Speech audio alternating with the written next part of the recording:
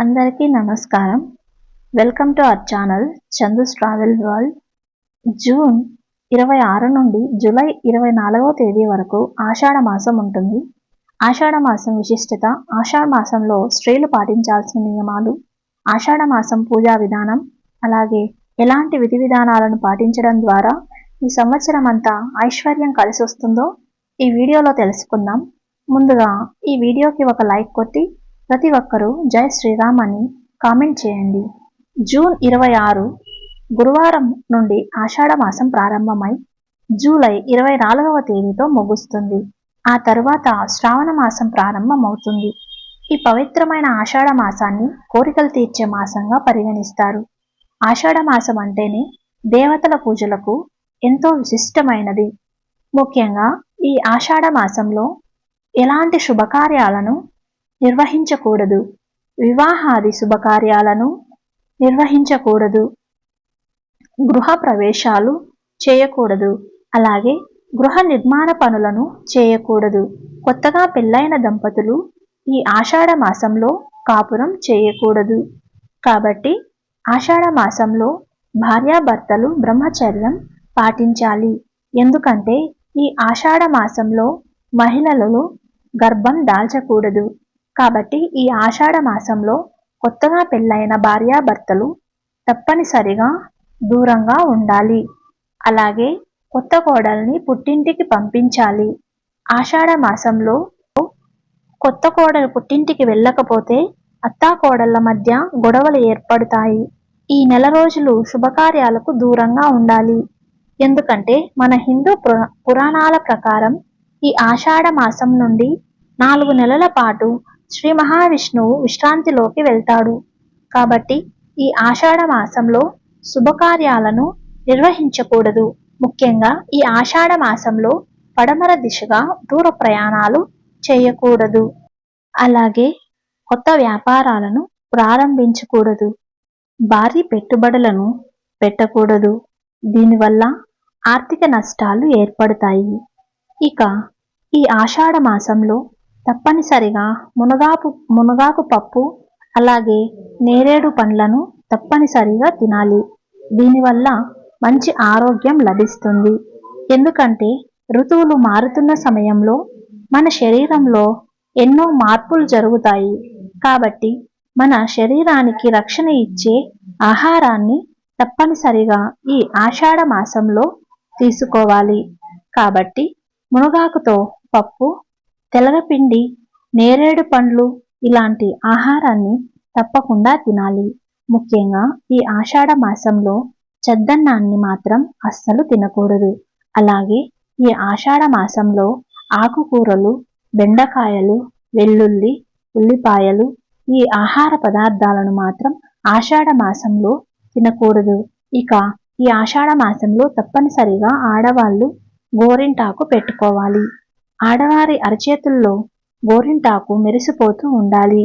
పెళ్లి కాని అమ్మాయిల చేతులకు గోరింటాకు ఎర్రగా పండితే మంచి మనసున్న అబ్బాయి భర్తగా వస్తాడట. ఎండాకాలం నుండి వర్షాకాలంలోకి అడుగు పెడుతున్నప్పుడు మన శరీరంలో వేడి పెరుగుతుంది.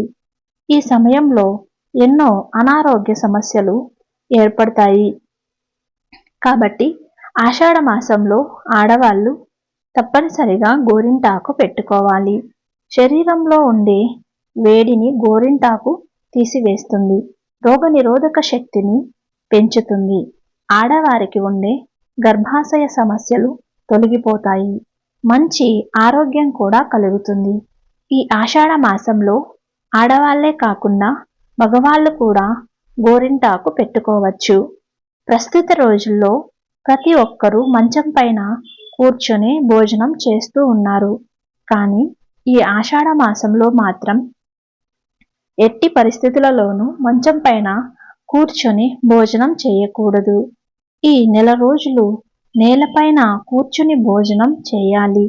లేదంటే మీకు రాబోయే రోజుల్లో ఆహార ధాన్యాలకు తీవ్ర కొరత ఏర్పడుతుంది. విశేషంగా ఈ ఆషాఢ మాసంలో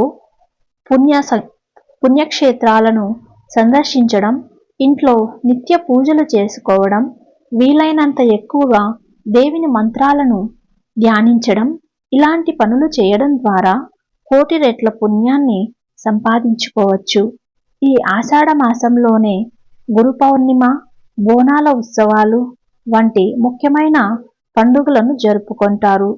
ఈ ఆషాఢ మాసం నెల రోజులు పెళ్ళైన ఆడవాళ్ళు తెల్లవారుజామున నిద్రలేచి ముందుగా ఇంటి ముందు శుభ్రం చేసుకొని తప్పనిసరిగా ముగ్గు వేసుకోవాలి.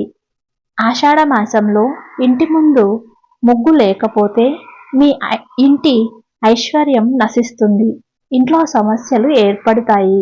కాబట్టి ఏ స్త్రీ అయితే తెల్లవారుజామున నిద్రలేచి ఇంటి ముందు ముగ్గులు వేస్తుందో ఆ ఇంట్లో లక్ష్మీదేవి తిష్ట వేసుకుని కూర్చుంటుంది. ఈ ఆషాఢ మాసంలో మీ ఇంటి గడపలు ఎల్లప్పుడూ పసుపు పచ్చగా ఉండాలి. ఇలాంటి ఇళ్లల్లోకి వెంటనే దేవతలు అడుగు పెడతారు. సాధారణంగా ఇంట్లో దీపారాధన చేసేటప్పుడు మనలో చాలామంది పూజలో ఒక దీపాన్నే వెలిగిస్తారు. కానీ ఈ ఆషాఢ మాసంలో దీపారాధన చేసేటప్పుడు పూజ గదిలో తప్పనిసరిగా 2 దీపాలు వెలిగించాలి.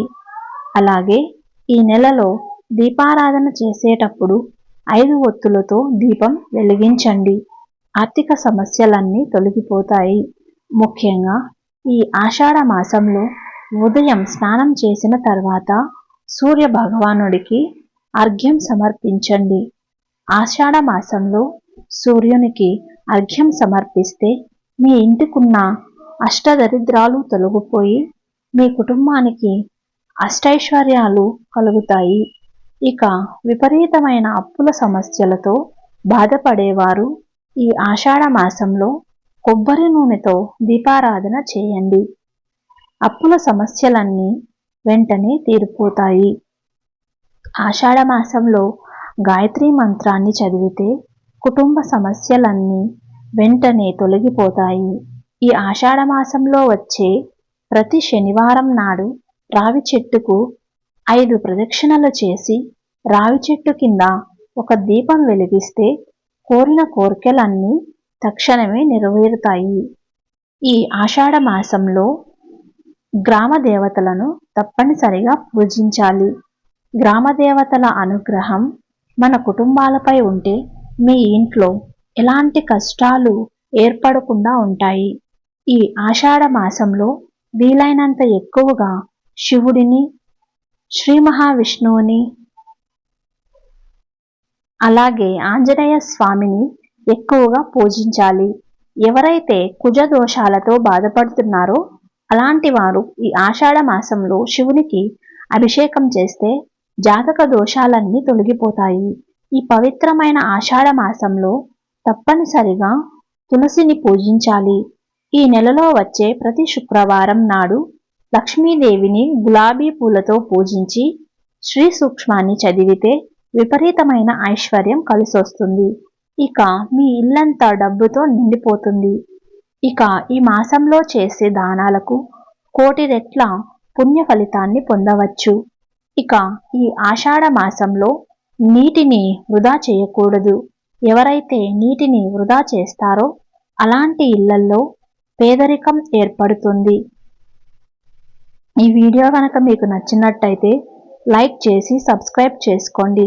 అలాగే నచ్చినట్టయితే మీ ఫ్యామిలీ అండ్ ఫ్రెండ్స్కి కూడా షేర్ చేయండి. Thank you for watching. Follow for more videos. Please like, subscribe and tap the bell icon.